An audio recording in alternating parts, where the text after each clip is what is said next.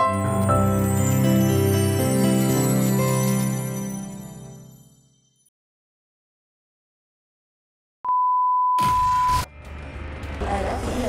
لا نخجل من الاعتذار.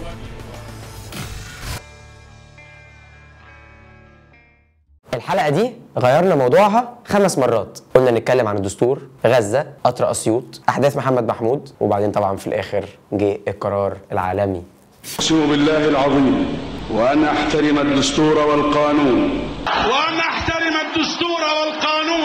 راعيا للدستور والقانون. احترام الرئيس مرسي للدستور والقانون في آخر إعلان دستوري هو أعلنه ما كانش بالقدر الكافي. حصانة لكل قرارات رئيس الجمهورية، حصانة للتأسيسية ومجلس الشورى، والرئيس مرسي كمان شال النائب العام اللي المفروض لو أنا عايز أرفع قضية على الرئيس مرسي هو اللي يرفعها لي، وعين مكانه نائب عام جديد، ودي طبعا مش من سلطات أي رئيس جمهورية. طلع بعد كده تفسير للإعلان الدستوري عشان ما كانش مفهوم قوي لأغلب الشعب. تحسين قرارات رئيس الجمهورية للقرارات السيادية. ايه هي قرارات السيادية؟ ده رئيس جمهورية المفروض كل قراراته سيادية، والفترة مؤقتة. لامتى بقى الفترة المؤقتة دي؟ لغاية ما يبقى عندنا دستور جديد وبرلمان جديد. دي حاجة على فكرة ممكن تاخد سنين.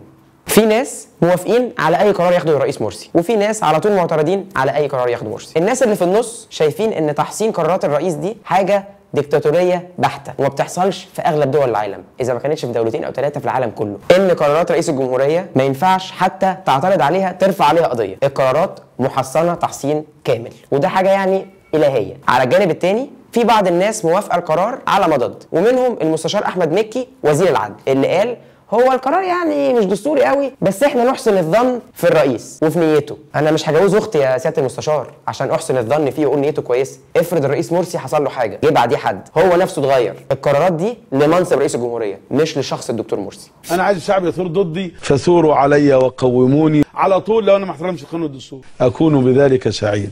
عايز الشعب ينزل يثور ضدك، الناس نزل من يوم 23. ومع كل ده وكل الجموع والالاف اللي كانت موجوده في كل ميادين مصر، الدكتور محمد مرسي طلع خطب قدام مؤيدينه، اهله وعشيرته اللي كانوا متلمين في الاتحاديه، وقعد يقول كلام مبهم وكلام بالشفره. 5 6 7 8 9 10 بيعملوا حاجه مش مظبوطه في حاره مزنوقه. يعني كلمنا دكتور ونايب حاجه نفهمها. ما ينفعش يا دكتور نتجاهل كل الالاف اللي نزلت في الميادين في كل مصر. ايوه حصل بعض الشغب في بعض المناطق، بس ما ينفعش نتجاهل المعارضه ونقول عليهم مخربين، مأجورين، بلطجيه، فلول. ما ينفعش، دول كلهم شعبك اللي انت رئيسه. ومع ذلك اللي انت بتعمله ده قريب قوي من اللي كان نظام مبارك بيعمله، واحنا كلنا عارفين مبارك كان بيقول ايه على المعارضه. خليهم يتسلوا يا راجل، كبر مخك.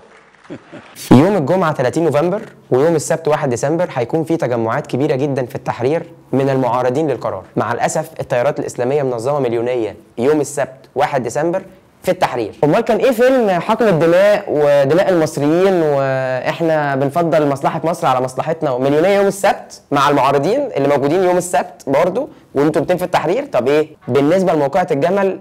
هتبقى حاجة أضعاف موقعة الجمل. ده حشد قدام حشد، مش شويه بلطجيه قدام الحشد. غير السيناريو المظلم جدا لو حصلت المليونيه بتاعت يوم السبت للتيار المؤيد ضد التيار المعارض، في سيناريو مظلم قريب جدا. اللجنه التاسيسيه للدستور هيخلصوا طبيخ للدستور في خلال ايام، وهيصوتوا على مبادئ المسوده النهائيه للدستور، وطبعا هنخش في غزوه الصناديق. لو حصل السيناريو ده، غير ان القضاء عامل اضراب ومفيش حد هيشرف على الاستفتاء ده، مش عارف بقى اذا كان قضاة من اجل مصر هم اللي هيشرفوا على الاستفتاء ده ولا ايه، هيبقى قدامنا اختيارين اصعب من بعض، يا اما دستور مسلوق ونعديه، يا اما رئيس قراراته كلها محصنه، والاختيارين اصعب من بعض.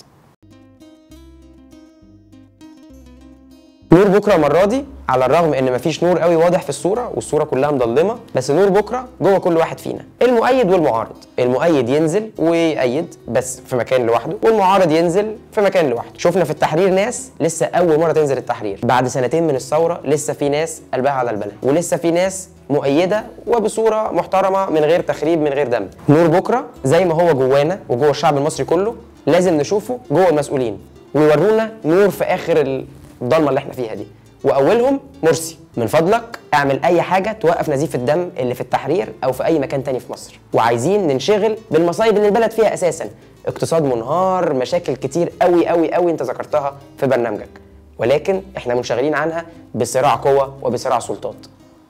من فضلكم اعملوا حاجه.